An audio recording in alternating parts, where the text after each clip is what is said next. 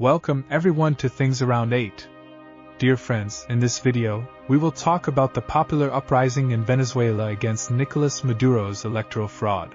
But in fact, what can really happen in that country?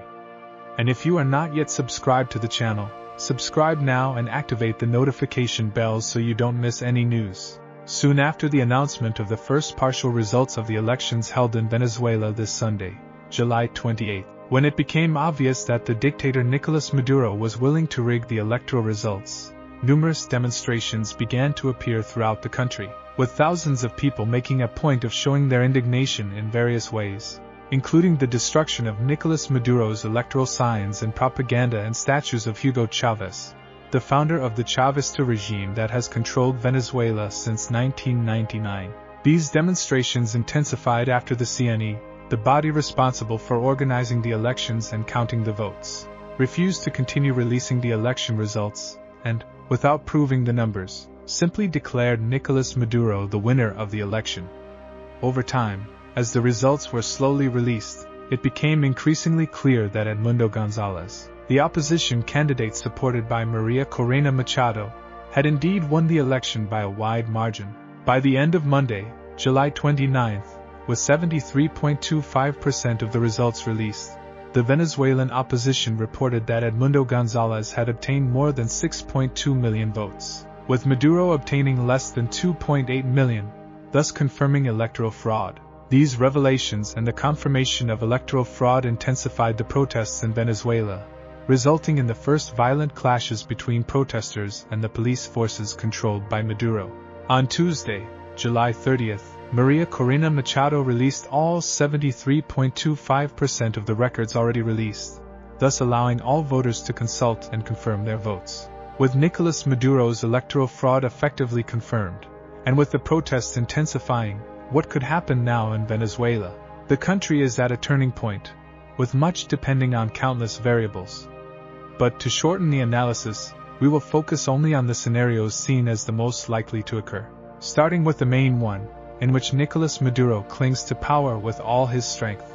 As I mentioned, after the release of the records, it was already proven that Maduro did not win the elections. However, even so, the CNE, completely controlled by Maduro, officially declared him the winner, which means that Maduro really has every intention of clinging to power, whatever the cost, even in the face of the presentation of conclusive evidence of fraud, as is the case with the vote records. In this scenario, the prospect is for extreme violence on the streets of Venezuela, with Maduro's police, military and paramilitary forces acting with maximum violence to suppress the protests. It would be a potentially more violent version of the protests that erupted in the country between 2019 and 2020, which left more than 100 dead, 1,000 injured and more than 1,000 people arrested, with many of them simply disappearing into the dungeons of Maduro's dictatorship. In those demonstrations, the unconditional support of the Venezuelan armed forces for the Maduro regime was clear. Something that did not change, not even after some police units joined the protesters. After those demonstrations, Maduro further equipped his security forces, making them even more faithful and loyal to his dictatorship. And so, although we have seen some police officers not directly intervening in the protests, it seems that these are more cases of strategic retreat in the face of very large crowds than of police and military personnel joining the protesters. Therefore, at least for now, everything seems to indicate that the Venezuelan security forces remain 100% loyal to the Maduro dictatorship and that they are simply managing the crisis to prevent the protests from escalating and getting completely out of control. Therefore, in this scenario, with Maduro ignoring the evidence of fraud and clinging to power, the protests will intensify and the security forces, which as I said, remain loyal to Maduro, will respond with increasingly violent means to prevent the fall of the regime.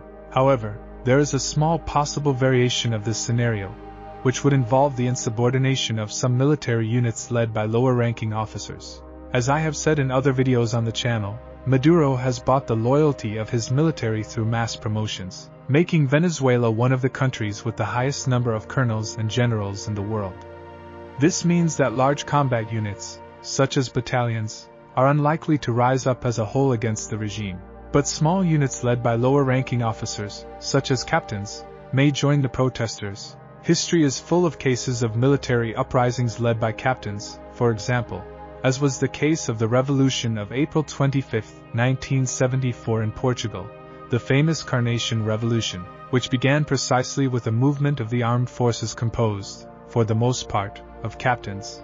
In this scenario, there is a real risk of civil war in Venezuela, with Maduro supported by a part of his army, advancing against the protesters supported by other sectors of the Venezuelan armed forces. A civil war of this nature in Venezuela has the potential to leave a terrible toll of casualties, especially among civilians.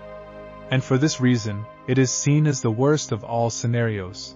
And finally, there is the scenario in which Maduro, isolated internationally after the opposition presented overwhelming evidence that fraud had taken place, simply flees the country with his family and top members of his regime, buying refuge in a country without extradition agreements with other countries, such as Iran, China, and Russia.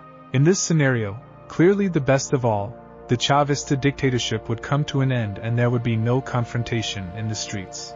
In the short and medium term, the heavy sanctions that were imposed against the Maduro regime would be lifted, with Venezuela gradually returning to economic, political, and social normality.